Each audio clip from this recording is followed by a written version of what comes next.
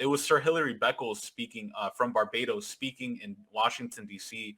about reparations and internationalizing the reparations movement, which I think is so beautiful because it's not just in the United States. The systemic oppression of African peoples was international. The kidnapping of Africans from the African continent, taken to the Caribbean, taken to all parts of North America.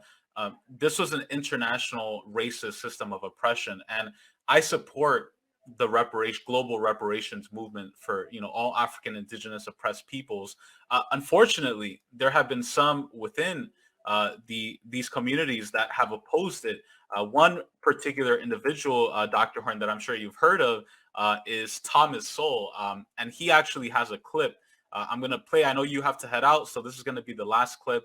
This is him opposing slavery, opposing reparations, talking about slavery. So I'm going to play this short clip, and we'll discuss a little bit about, people like Thomas Sowell who act as talking heads for the right wing and the white nationalists. Article that got a lot of attention in The Atlantic a couple of years ago called "The Case for Reparations" by Ta-Nehisi Coates. Quote, "White supremacy is a force so fundamental to America that it is difficult to imagine the country without it.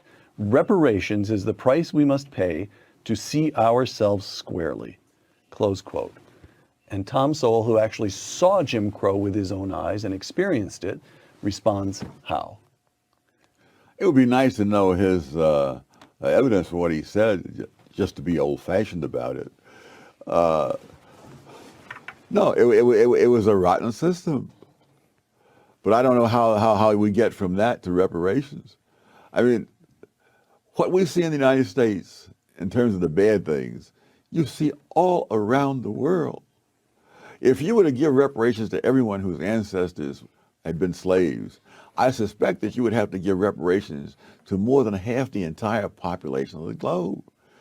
Slavery was not confined to one set of races. I suspect that most of the people who were either slaves or slave owners around the world were neither white nor black.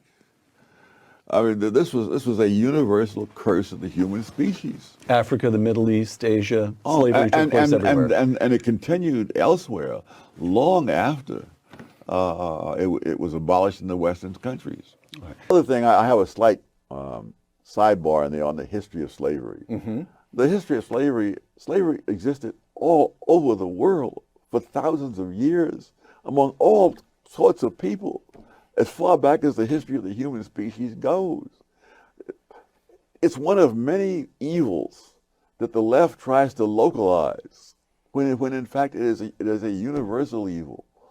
But more than that, as much as slavery is repudiated around the world today, prior to the 18th century, I know of no serious effort to abolish the institution anywhere. Anywhere.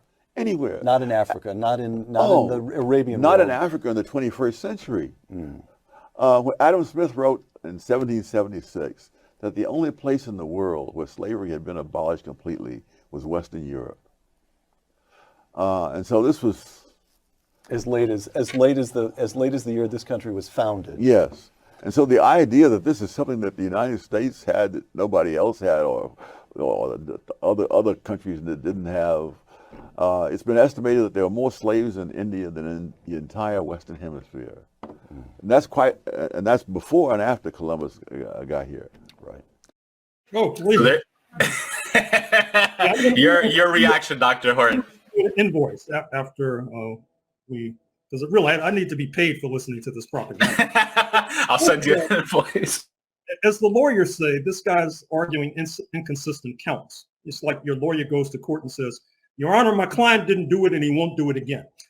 On the one hand, the United States is supposed to be this great leap forward for humanity, nothing else like it. Then when it gets to slavery, everybody was doing it. So why are you going to jerk our chain? Everybody was doing it. But I thought you said it was a great leap forward for humanity. It was totally unique, etc. And then that's this other shell game that these Yankee propagandists engage in. Whenever Britain does something progressive, they try to act like they're British. Well, yeah, as I said, 1772, he referred to Adam Smith. London moved to abolish slavery. But they didn't move to abolish slavery in North America in 1772. As a matter of fact, they fought a war to make sure the slavery continued. So he's trying to take on the cloak of London when it's progressive, and then don the cloak, take off the cloak when he wants to talk about U.S. patriotism. No wonder people in this country are confused. And with regard to Thomas Sowell himself, your listeners should know there's a long history of Black people being manipulated, or perhaps not even being manipulated. Pursuing their class interests might be a better way to put it. I mean, look at Gabriel's revolt of the enslaved in Richmond, Virginia in 1800. It was betrayed by an African. Look at Denmark Vesey's revolt in Charleston, South Carolina, about 200 years ago. It was betrayed by an African.